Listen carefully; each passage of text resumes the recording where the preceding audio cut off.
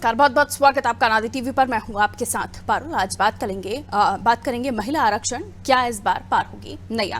27 साल में 8 बार रिजेक्ट होने के बाद 9वीं बार महिला आरक्षण बिल भारतीय संसद में पेश हुआ। केंद्रीय कानून मंत्री अर्जुन राम मेघवाल ने लोकसभा में महिला आरक्षण बिल पेश किया। इस बिल को नारी शक्ति वंदन अधिनियम बिल नाम दिया गया। इस बिल को पेश करने का प्रस्ताव पास हो गया है। बुधवार को इस पर चर्चा होगी। वैसे तो ये मुद्दा 27 साल से लटका हुआ है। 8 सालों में कभी ये राज्यसभा में रिजेक्ट हुआ, 8 बार से कभी राज्यसभा से रिजेक्ट हुआ, कभी लोकसभा से रिजेक्ट हुआ, कभी पास हुआ। तो बिल पास होते ही महिलाओं को काफी फायदे की उम्मीदें जताई जा रही हैं। ये बिल जब लागू होगा तो महिला आरक्षण में 15 साल के लिए ये लागू किया जाएगा और इस बिल का लक्ष्य महिलाओं के लिए लोकसभा और सभी राज्य विधानसभा में 33% सीटें आरक्षित करना है। बिल में 33% कोटे में भी SC/ST एंग्लो इंडियन के लिए उप आरक्षण के लिए भी सुझाव है। हर बार आम चुनाव के बाद आरक्षित सीटों को रोटेट किए जाने का प्रावधान भी बिल में रहेगा। लेकिन आपको याद होगा कि एक वक्त था कि जब इस बिल का विरोध मुलायम सिंह साहब, लालू यादव साहब करते थे और अब उन्हीं की पार्टी इस दौर में कुछ उसी तरह आगे बढ़ रही है। यानी जब मुलायम साहब ने इस बिल को लेकर अपनी बात रखी थी और ये कहा था कि SC/ST OBC अल्पसंख्यकों को कोटे की पैरवी की गई थी, कोटे के भीतर कोटे की पैरवी की गई थी। तो आज इसी तमाम चीज़ों को लेकर हम बात करने वाले हैं और मेहमानों से भी आपकी मुलाकात होगी। लेकिन ये भी, इस पर भी चर्चा होना आवश्यक है क्योंकि अखिलेश यादव अब अकेले नहीं है, अब अलायंस से जुड़ गए हैं। इंडिया अलायंस इस पर किस तरह का अपना रिएक्शन रखता है, एक सुर में ये सामने आएंगे या अलग अलग अपनी बात रखेंगे। मेहमानों से मुलाकात कराएंगे लेकिन कुछ रिएक्शन है, पहले वो आप सुन लीजिए।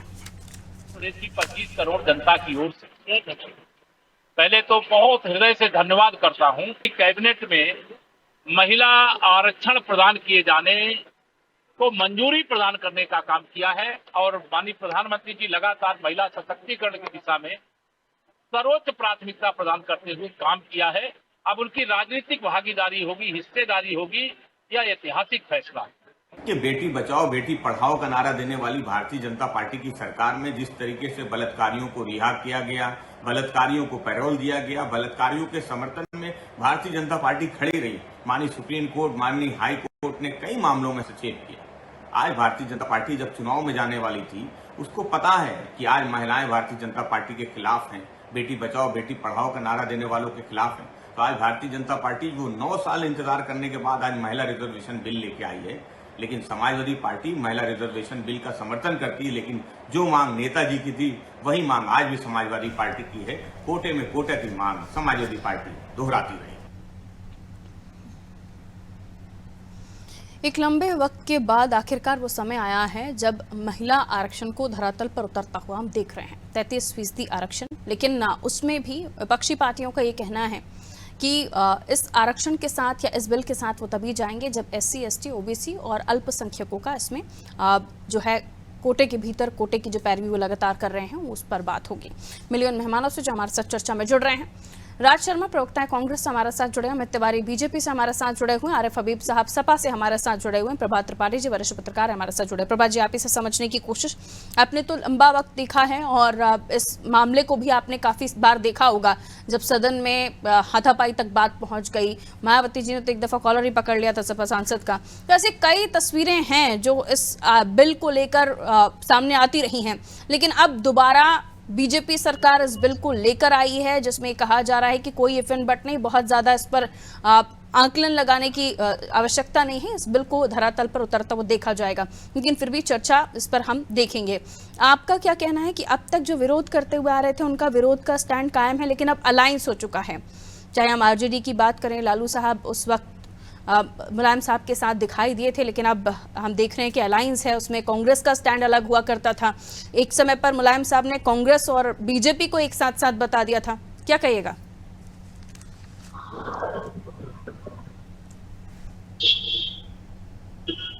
चलिए, त्रिपाठी जी का वॉइस नहीं आ रहा है हमारे पास। त्रिपाठी जी, मैं लौटूंगी आपके पास भारतीय जनता पार्टी के पास जाते हुए।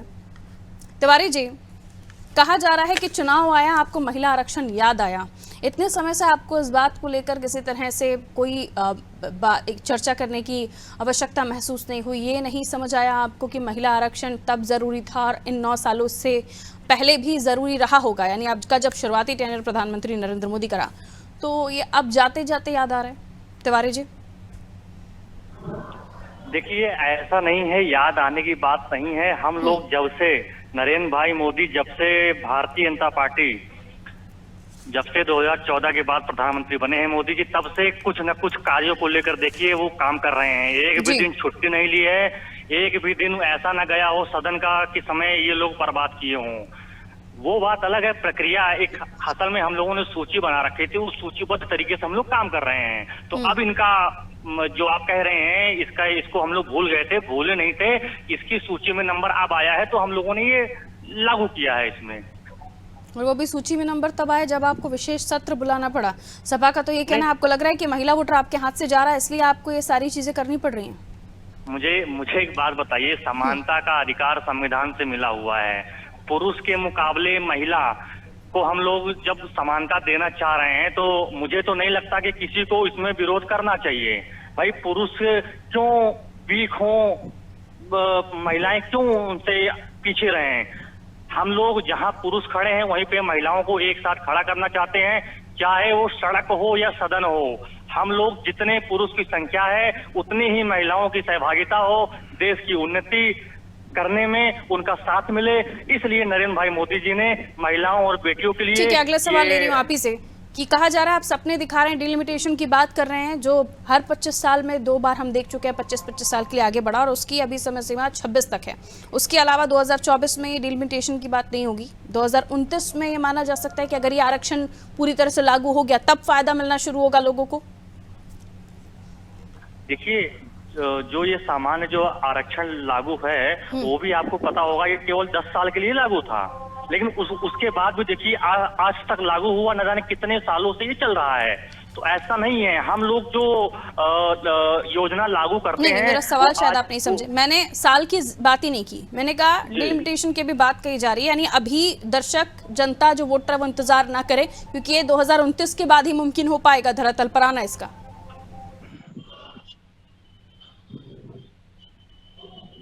ठीक है तिवारी जी, लौट रहे हैं आपके पास।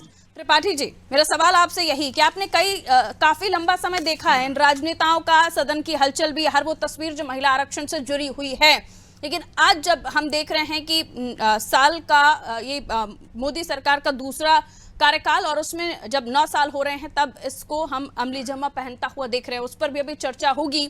लेकिन अभी भी सपा का स्टैंड वही है और अलायंस का स्टैंड क्या है ये अभी हम और भी चर्चा कर लेंगे इस पर। त्रिपाठी जी, अरुण जी, आज जिस तरीके से नई संसद में सारे सांसद वहां पहुंचे और प्रधानमंत्री नरेंद्र मोदी ने कहा कि भवन बदल गया है लेकिन भाव बदलने चाहिए, लेकिन उसके बाद जब खड़गे वहां पे राज्यसभा में खड़गे जी और लोकसभा में कांग्रेस के अधीर रंजन चौधरी ने, कांग्रेस में होड़ लेने की मची हुई थी इस बिल को लेके। जब प्रधानमंत्री नरेंद्र मोदी ने इस बिल को नारी शक्तिकरण के उसके रूप में जब प्रस्तुत किया तो उसके बाद कांग्रेस के अधीर रंजन ने जिस तरीके से या कांग्रेस के सांसदों ने वहां पे वही परंपरा शुरू कर दी जो पुरानी संसद में थी। कुछ नहीं बदला हुआ पारुल जी, भवन बदल गया लेकिन आज भी स्थिति राजनीतिक वही है सांसदों की कि सदन के अंदर हो हंगामा करना। अरे भाई आप समझिए इस चीज को, देखिए कोई भी प्रधानमंत्री या कोई भी राजनीतिक दल अगर किसी उस संशोधन बिल को लाता है तो एक तो इच्छा शक्ति होती है। ये अभी 96 के बाद अभी तक पास क्यों नहीं हुआ, ये सवाल सभी राजनीतिक दलों के सामने खड़ा हुआ था। चाहे हम कह रहे सत्ता पक्ष बीजेपी के ऊपर भी खड़ा था कि 2014 में भी आ सकता था, लेकिन देर आए दुरुस्त आए। अगर 2024 में के पहले ये बिल आ गया और टेबल हो गया तो इसको जिस तरीके से सर्वसम्मत से पास हो जाना चाहिए, लेकिन मुझे नहीं लगता है।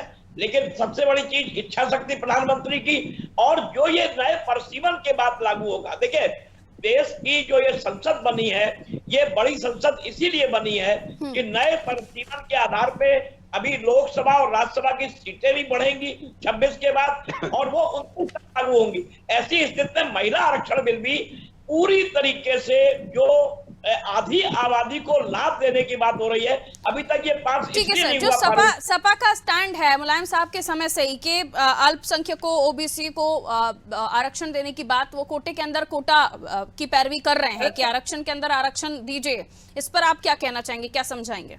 देखिए सामाजिक न्याय की जो बात है या जो भी स्थितियां हैं, मुलायम सिंह हो या और भी नेता हो, आरक्षण में आरक्षण देने की बात जो चल रही थी वो संभव नहीं है।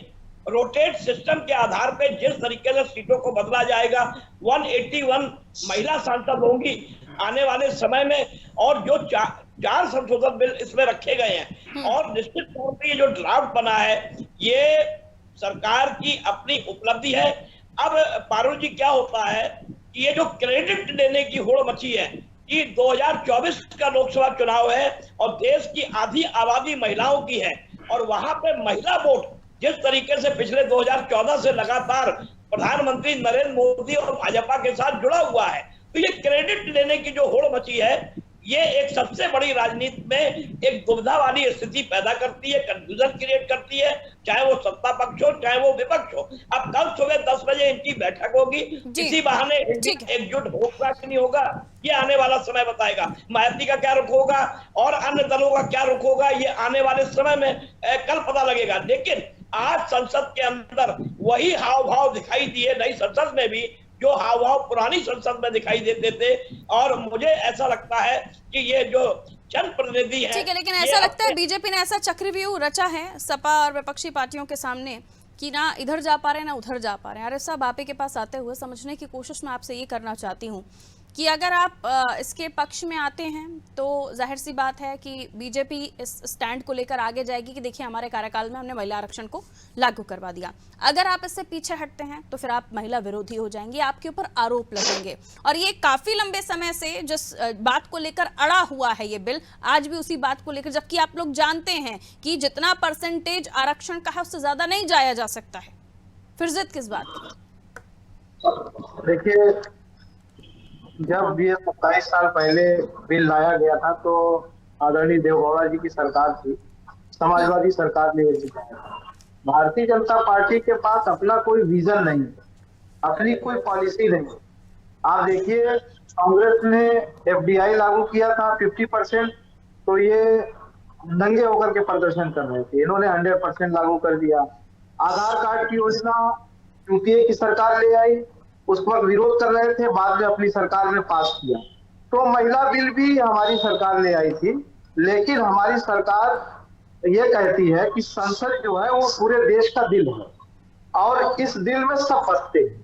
जब इस दिल में सब बसते हैं तो अगर SC ST और एंग्लो इंडियन के लिए आपने व्यवस्था बनाई है तो 52% हमारे जो OBC वर्ग है उसमें, और जो लीजिए माइनॉरिटी के लोग हैं, उनको अगर आप नजरअंदाज करके कोई बिल लाएंगे तो निश्चित रूप से समाजवादी पार्टी ऐसे बिल का समर्थन नहीं करेगी।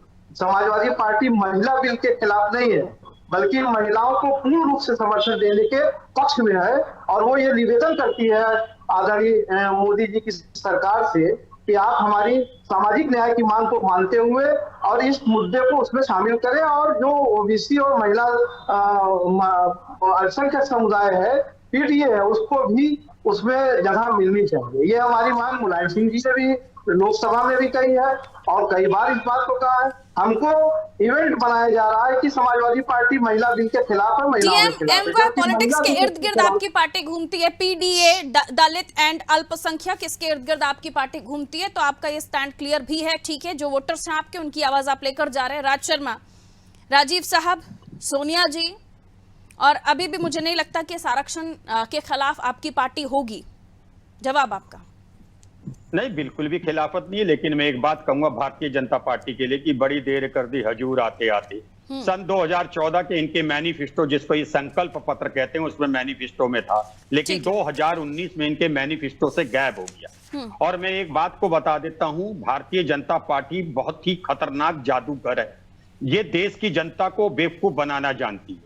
ये अच्छी तरह जानती है कि अगर ये अध्यादेश पास भी हो गया तो इसका अमली जामा पहले तो जनगणना होगी, फिर परिसीमन होना है, ये लग जाएगा टाइम।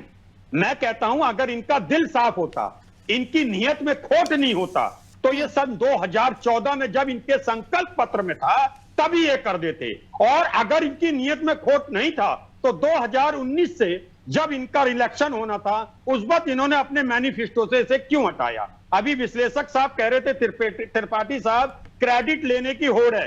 मैं आपको क्लियर कर दूं श्रीमान जी, कांग्रेस पार्टी क्रेडिट लेना नहीं चाह रही। हम देश की महिलाओं के संग हैं, देश की महिलाओं की रक्षा के लिए कटिबद्ध हैं, तो हमें क्रेडिट नहीं है। सब जनता देख रही है कौन देश के लिए सही कर रहा है, कौन गलत कर रहा है। मैं कह रहा हूं जब आज एक महिला आईजी हो सकती है, एक प्रदेश में डीजीपी हो सकती है, और अगर पायलट हो सकती है, साइंटिस्ट हो सकती है, तो मैं कहता हूं 33% महिलाएं एमपी एमएलए भी हो सकती हैं। और मैं एक और बात कहना चाहता हूं, भारतीय जनता पार्टी जैसा बता रही है कि हम महिलाओं के प्रति अच्छी सोच रखते हैं, तो आप मुझे बता दीजिए आज तक इनके संगठन का कोई अध्यक्ष महिला क्यों नहीं बनी? इन्होंने मुख्यमंत्री महिला को क्यों नहीं बनाया? तो ये साफ दर्शाता है कि ये महिलाओं के ये देश की बात हो रही है सर, राजनीतिक पार्टियों में आरक्षण की बात नहीं हो रही है। नहीं, मुझे ये बताइए, होनी चाहिए ना। अरे charity begins at home Parul ji, जब मैं सुधरूंगा तब आप सामने कहूंगा। फिलहाल आपका स्टैंड आपने क्लियर किया, क्योंकि राजीव साहब भी चाहते थे और सोनिया जी भी यही चाहती थी, और उसके बाद जो सियासत का दौर हमने सदन में देखा, जो पैजाज जैसी स्थितियां बन गई थी। मुझे 4-5 सेकंड दीजिए। दलित अल्पसंख्यक आप तो नहीं जोड़ना चाहते इसमें? मैं आपसे सिर्फ एक बात कहना चाहता हूं कि पीवी नरसिम्हा राव जी की, मनमोहन जी की सरकार में इसे हमने राज्यसभा से पारित करा दिया था, और राज्यसभा से पारित कराने के बाद लोकसभा में पारित नहीं हो पाया, तो वो बिल आज भी एक्टिव है। राज्यसभा में जो बिल पास हो जाता है वो डीएक्टिव नहीं होता। तो ये बताए ना, उसी बिल, वो बिल एक्टिव है, ये अलग से अध्यादेश नहीं ला रही। ये क्लियर करें इस बात को। और मैं तो कहता हूं प्रधानमंत्री जी को प्रेस कॉन्फ्रेंस बिठानी चाहिए, जिस चीज से वो भागते हैं। झूठ ना मुझे बताइए सब, क्योंकि अलायंस में है आप, इसलिए आपकी रणनीति समझना चाह रही, इधर उधर मत जाइए। अलायंस में है आप, बताइए। आप तो दलित अल्पसंख्यक की डिमांड नहीं कर रहे कि उन्हें भी कोटे में कोटा दे दीजिए? मैं अपनी पार्टी की बात कर सकता हूं कि महिलाओं को मिलना चाहिए, चाहे वो दलित हो, चाहे वो बैकवर्ड हो, यानी महिला आरक्षण के मुद्दे पर दोनों दल फिलहाल अलग अलग रास्ते पर हैं। ठीक है, 2024 के लिए हम लोग मिले हैं, जिस चीज को सेट करने की कोशिश की जा रही थी, शायद ये उसके तरफ भी हो सकता है। अब आप कह रहे हैं हमारे कुछ हम एक साथ हैं, और कुछ नजरिया हमारा अलग भी हो सकता है। अगर जो नजरिया हमारा अलग है तो इसका मतलब आप ये कतई ना निकालें। अभी तक आपकी पार्टी की तरफ से किसी भी बड़े नेता का ऐसा कोई रिप्लाई नहीं आया है अभी तक की तारीख में। सोनिया जी ने कहा है, खड़गे जी ने तो कहा है हमारी मांग है लाइए बिल। अरे मैं बिल की बात नहीं कर रही हूँ, वो तो आपने क्लियर कर दिया। मैं अभी जो सपा अध्यक्ष अखिलेश यादव ने कहा कि दलित अल्पसंख्यकों को भी जोड़कर कोटे के अंदर कोटा दीजिए, इस स्टैंड के साथ है क्या आपकी पार्टी? हर किसी को अपनी बात कहने का अधिकार है। स्टैंड पूछ रही हूं मैं, अधिकार से कह सकते हैं। Anyways, coming back to you. हाँ, अधिकार सबको है, सब अपनी बात कह सकते हैं, लेकिन ये अलायंस नहीं जुड़ पा रहा ना, इसमें बात ये भी है। त्रिपाठी जी वापस आपके पास आते हुए ये कहा जा रहा है कि राज्यसभा से पास हो गया, लोकसभा में आकर अटक गया, ये बिल जीवित है, इसको लेकर दोबारा ये इतना सब कुछ करने की क्यों आवश्यकता पड़ रही है? लेकिन जब जिसके कार्यकाल में जो चीज होती है याद उसी का कार्यकाल रखा जाता है, ये भी सत्य है। और अब ये कोशिशें हो रही हैं, इसमें किसकी रणनीति साफ दिखाई आपको दे रही है? आने वाले समय में राजनीतिक दल कहां जाएंगे? भारतीय जनता पार्टी ने तो अपनी गोटियां फिट कर दी हैं, लेकिन ये अलायंस वाले दल कहां जाएंगे?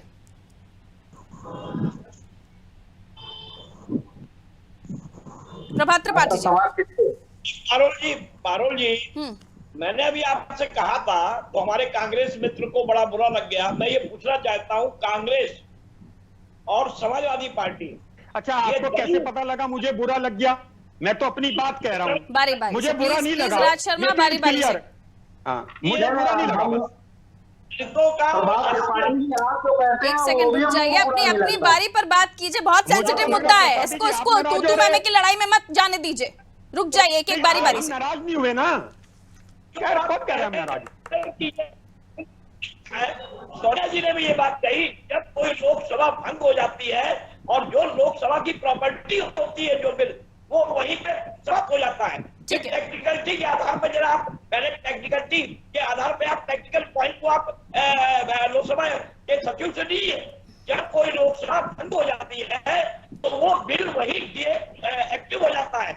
आप लोग वोट नहीं चक्कर में आइए, बोल के आइए जो भी हमारी महिलाओं को आरक्षण मिल रहा है उसके समर्थन करता। वॉइस ब्रेक हो रही है आपकी, कोई भी राजनीतिक थोड़ा सा धीरे, त्रिपाठी जी वॉइस ब्रेक हो रही है आपकी। जरा चेक कीजिए, इंपॉर्टेंट बात बोल रहे थे त्रिपाठी जी। मैं लौट रही हूँ 30 सेकंड्स में, बाकी हम दोनों ही पार्टियों का पॉइंट ऑफ व्यू ले लेते हैं। ठीक है, भारतीय जनता पार्टी के पास जा रहे हैं। तिवारी जी मुझे ये बताइए, कहा जा रहा है कि पहले से सब कुछ बहुत आधा रास्ता ये पार करा कर ले आए थे, आधा रास्ता आपको पार कराना था। ये कहा जा रहा है कि बिल एक्टिव था, आपको अब याद क्यों आ रहा है? आपको 2014 में भी याद आ सकता था, ये अब आप कर रहे हैं, इसके पीछे सियासत है और आने वाले समय में ये होने वाला भी नहीं है, ये भी विपक्ष का कहना है। कहिए तिवारी जी। नहीं देखिए, कह रहा था मेरी आवाज नहीं आ रही। सर आपकी वॉइस ब्रेक हो रही है, मुझे आपको फोन लाइन पे कनेक्ट करवाना पड़ेगा। मैं आ रही हूँ सर, जल्दी से त्रिपाठी जी को जोड़ लीजिए। तिवारी जी जब तक आप कह लीजिए। Tiwari ji, are you getting me? आवाज नहीं आ रही शायद। हबीब साहब, अखिलेश यादव जी अपनी पिक्चर साफ कर चुके हैं कि वो क्या चाहते हैं क्या नहीं चाहते हैं, लेकिन अलायंस के दल आपके साथ, वो जो मैचिंग आपके थॉट्स के है ना, जो सोच है इस बिल को लेकर, उससे अलग है। कहिए अब। देखिए, सामाजिक विचारधारा वाले जितने भी दल हैं, मैं समझता हूं कि वो किसी भी धर्म को, किसी भी जात के लोगों को उसमें समाहित करने की बात करेंगे और हमारे साथ खड़े दिखेंगे। पहली बात, ये मेरा अपना मानना है। दूसरी चीज मैं ये कहना चाहता हूँ कि ये एक भारतीय जनता पार्टी की तरफ से लाया हुआ इवेंट है, क्योंकि ये अभी धरातल पर 2024 में नहीं आ पाए और इसकी ब्रांडिंग करके 2024 में पोलराइजेशन करने का ये काम किया जाएगा।